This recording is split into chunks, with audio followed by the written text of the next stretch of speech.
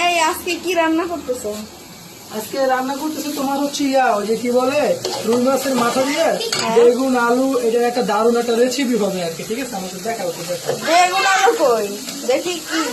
বেগুন, এই যে ও ওটা হবে বেগুন ভাজি। বেগুন ভাজি হবে।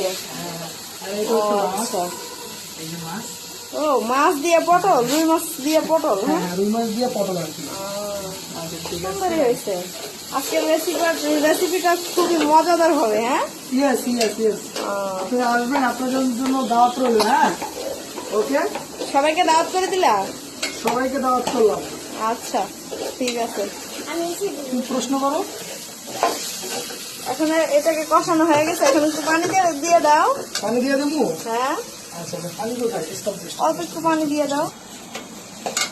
পানি দিয়ে দিছো? হ্যাঁ, পানি তো দিয়ে দিলাম। এবার সুন্দর করে কষা, সুন্দর করে ভাজা। হ্যাঁ, পটল দিয়া ভিতরে মাছটাকে ভুনো করে খাবো। সুন্দর মজাদার রেসিপি হবে আজকে। তোমার রান্না আসলে স্বাদ অতুলনীয়। এটা কি দিয়ে দিব? না, ওইটা দিবা কেন? পরে দিবো? ওটার মধ্যে তো মাছ দিবা। কথা বলতে নিষেধ করতেছে, তো কথা বলে। এটা এখন দেবো না?